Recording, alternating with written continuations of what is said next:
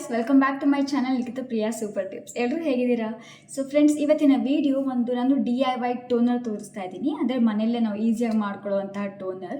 ಈ ಟೋನರ್ ನಾವು ಯೂಸ್ ಮಾಡೋದ್ರಿಂದ ನಮ್ಮ ಸ್ಕಿನ್ನಲ್ಲಿರೋಂಥ ಪಿಗ್ಮೆಂಟೇಷನ್ ಕಡಿಮೆ ಆಗುತ್ತೆ, ಸ್ಕಿನ್ ಬ್ರೈಟ್ ಆಗುತ್ತೆ, ಫೇರ್ ಆಗುತ್ತೆ ಆ್ಯಂಡ್ ನಮ್ಮ ಸ್ಕಿನ್ ರೇಡಿಯಂಟ್ ಆಗುತ್ತೆ. ಜೊತೆಗೆ ಇದು ಎಕ್ಸೆಸ್ ಆಯಿಲ್ನ ರಿಮೂವ್ ಮಾಡುತ್ತೆ ಆ್ಯಂಡ್ ನಿಮಗೆ ಪಿಂಪಲ್ಸ್ ಪ್ರಾಬ್ಲಮ್ ಇದೆ, ಚಿಕ್ಕ ಚಿಕ್ಕ ಪಿಂಪಲ್ಸ್ ಹಣೆ ಮೇಲೆ, ಬೆನ್ನಿನ ಮೇಲೆ, ಕೈ ಮೇಲೆಲ್ಲ ಇರುತ್ತಲ್ಲ, ಆ್ಯಂಡ್ ಇಲ್ಲೂ ಕೂಡ ಜಾಸ್ತಿ ಚಿಕ್ಕ ಚಿಕ್ಕ ಪಿಂಪಲ್ಸ್ ತುಂಬ ಪ್ರಾಬ್ಲಮ್ ಇರುತ್ತೆ.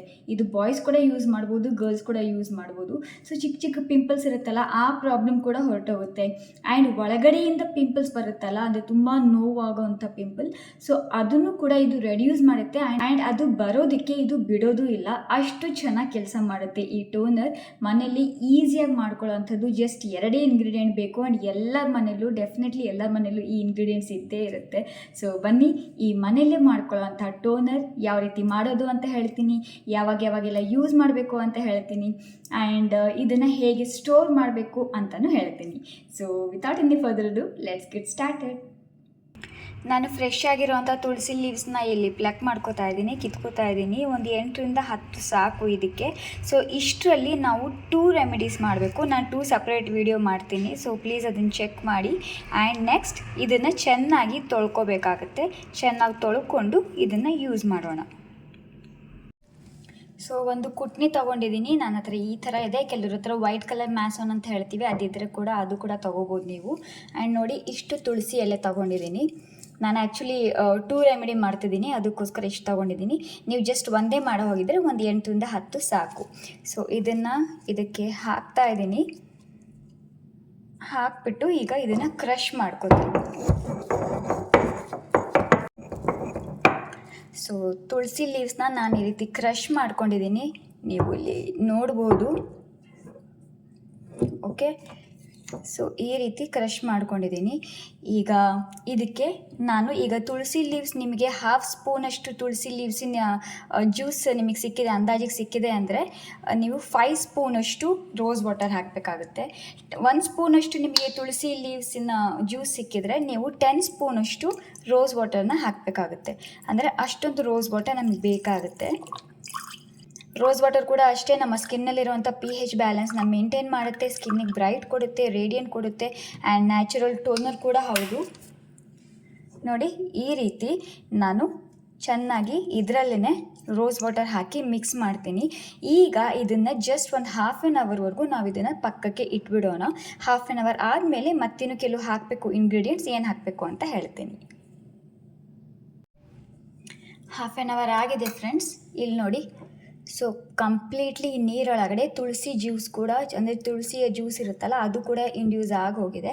ಸೊ ಇವಾಗ ಏನು ಮಾಡಬೇಕು ಅಂದರೆ, ಒಂದು ಬೌಲ್ ತೊಗೊಳ್ಳಿ ಆ್ಯಂಡ್ ಟೀ ಸೋಸೋದಿರುತ್ತಲ್ಲ, ಸೊ ಅದನ್ನು ತೊಗೊಂಡು ಇದನ್ನು ನಾನು ಶೋಧಿಸ್ಕೊತಾ ಇದ್ದೀನಿ, ಅಂದರೆ ಫಿಲ್ಟರ್ ಮಾಡ್ಕೊತಾ ಇದ್ದೀನಿ ಹೀಗೆ.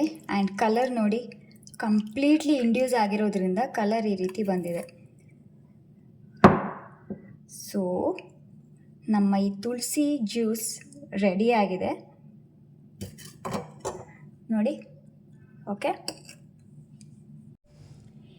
ಈಗ ಇದನ್ನು ಇನ್ನೂ ಎಫೆಕ್ಟಿವ್ ಮಾಡಬೇಕು ಅಂದರೆ ನಾವಿದಕ್ಕೆ ಜಸ್ಟ್ ಸ್ವಲ್ಪ ಅರಿಶಿನ ಹಾಕೋಣ. ಒಂದು 1/4 ಸ್ಪೂನಷ್ಟು ಅರಿಶಿನ ಹಾಕ್ತಾ ಇದ್ದೀನಿ. ಅರಿಶಿನ ನಿಮಗೆ ಸೂಟ್ ಆಗಲ್ಲ ಅಂದರೆ ನೀವು ಬೇಕಿದ್ರೆ ಸ್ಕಿಪ್ ಕೂಡ ಮಾಡ್ಬೋದು. ಆದರೆ ಅರಿಶಿನ ಹಾಕೋದ್ರಿಂದ ನಿಮ್ಮ ಸ್ಕಿನ್ನಿಗೆ ಬ್ರೈಟ್ನೆಸ್ ಕೊಡುತ್ತೆ, ಗ್ಲೋ ಕೊಡುತ್ತೆ ಆ್ಯಂಡ್ ಇನ್ನೂ ಎಕ್ಸ್ಟ್ರಾ ಬೆನಿಫಿಟ್ ಕೂಡ ಇದು ಆ್ಯಡ್ ಮಾಡುತ್ತೆ. ಸೊ ಇದನ್ನು ನಾವು ಒಂದು ಸ್ಪ್ರೇ ಬಾಟಲ್ ಇದೆ, ನಿಮ್ಮ ಹತ್ರ ಹಳೆ ಸ್ಪ್ರೇ ಬಾಟಲ್ ಇದ್ದರೆ ಅದರಲ್ಲಿ ಸ್ಟೋರ್ ಮಾಡಿ ಇಟ್ಕೋಬೋದು. ಅದಿಲ್ಲ ಅಂದರೆ ಒಂದು ಯಾವುದಾದ್ರು ಬಾಕ್ಸಲ್ಲಿ ಸ್ಟೋರ್ ಮಾಡಿ ಇಟ್ಕೊಳ್ಳಿ, ಅಥವಾ ಇದೇ ರೀತಿ ಇದನ್ನು ಒಂದು ಪ್ಲೇಟ್ ಕವರ್ ಮಾಡಿ ಫ್ರಿಜ್ನಲ್ಲಿ ಸ್ಟೋರ್ ಮಾಡಿ, ಅಥವಾ ಪಕ್ಕದ ಸೈಡಿಗೆ ಇಟ್ಬಿಡಿ. ಆ್ಯಂಡ್ ಇದನ್ನು ಯಾವ ರೀತಿ ಯೂಸ್ ಮಾಡಬೇಕು ಅಂತ ಹೇಳ್ತೀನಿ. ಒಂದು ಕಾಟನ್ ಪ್ಯಾಡ್ ತೊಗೊಳ್ಳಿ. ಅಕಸ್ಮಾತ್ ನಿಮ್ಮ ಹತ್ರ ಸ್ಪ್ರೇ ಬಾಟಲ್ ಇಲ್ಲ ಅಂದರೆ ಒಂದು ಕಾಟನ್ ಪ್ಯಾಡ್ ತೊಗೊಳ್ಳಿ.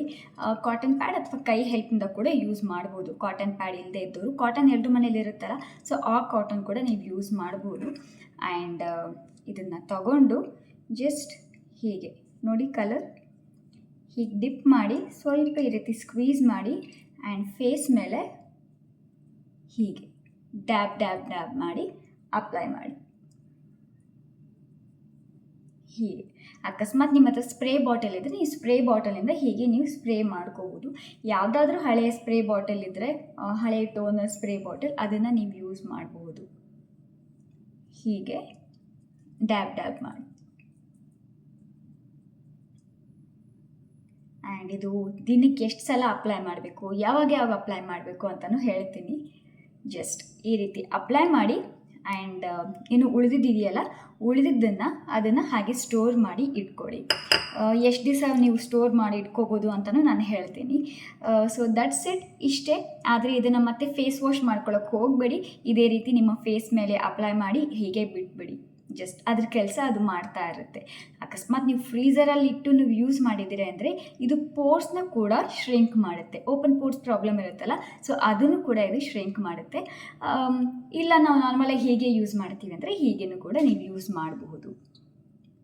ನೋಡಿ ನನ್ನ ಸ್ಕಿನ್, ನಾನು ಹೆಚ್ಚು ಕಡಿಮೆ 15 ಡೇಸಿಂದ ಇದನ್ನು ಯೂಸ್ ಮಾಡ್ತಾ ಇದ್ದೀನಿ. ಆ್ಯಂಡ್ ನೀವು ನನ್ನ ಸ್ಕಿನ್ನಲ್ಲಿ ಸ್ವಲ್ಪ ಡಿಫ್ರೆನ್ಸ್ ಕೂಡ ನೋಟಿಸ್ ಮಾಡಬಹುದು. So ಹೀಗಾಗುತ್ತೆ skin. ಸೊ ಇದಾಗಿತ್ತು ನಮ್ಮ ತುಂಬ ವೆರಿ ವೆರಿ ವೆರಿ ಈಸಿಯಾಗಿರುವಂಥ ಟೋನರ್. ಸೊ ಇದನ್ನು ಯೂಸ್ ಮಾಡಿ. ಯಾವಾಗ ಯೂಸ್ ಮಾಡಬೇಕು ಅಂದರೆ ಪ್ರತಿ ದಿವಸ ನೀವು ಇದನ್ನು ಯೂಸ್ ಮಾಡಬೇಕಾಗುತ್ತೆ. ದಿನಕ್ಕೆ ಒಂದು 7 ಟೈಮ್ಸ್ ಟೋನರ್ನ ಯೂಸ್ ಮಾಡಲೇಬೇಕು ಅಂತ ಹೇಳ್ತಾರೆ. ನಿಮ್ಮ ಸ್ಕಿನ್ ಕ್ಲಿಯರ್ ಆಗಿರಬೇಕು, ಹೆಲ್ದಿ ಆಗಿರಬೇಕು, ಚೆನ್ನಾಗಿರಬೇಕು ಅಂತ ಅಂದರೆ ನಿಮಗೆ ಟೈಮ್ ಇದ್ದರೆ 7 ಟೈಮ್ಸ್ ಯೂಸ್ ಮಾಡಿ. ಟೈಮ್ ಇಲ್ಲ ಅಂದರೆ ನೀವು ಬೆಳಗ್ಗೆ ಒಂದು ಸಲ ಯೂಸ್ ಮಾಡಿ, ಆಫ್ಟರ್ನೂನ್ ಒಂದು ಸಲ ಯೂಸ್ ಮಾಡಿ, ರಾತ್ರಿ ಮಲಗೋಕ್ಕೂ ಮುಂಚೆ ಒಂದು ಸಲ ಯೂಸ್ ಮಾಡಿ.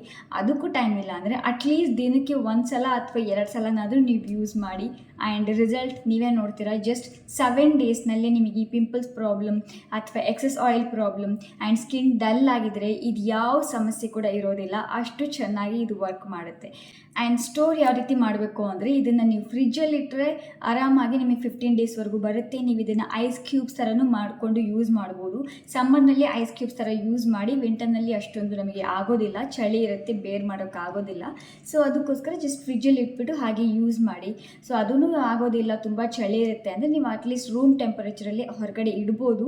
ಹೊರಗಡೆ ಇಟ್ಟರೆ ಇದು ಒಂದು 3 to 4 ಡೇಸ್ವರೆಗೂ ಬರುತ್ತೆ. ಆದರೆ ಫ್ರಿಜ್ನಲ್ಲಿ ಇಟ್ಟರೆ ನಿಮಗೆ 15 ಡೇಸ್ವರೆಗೂ ಇದು ಬರುತ್ತೆ.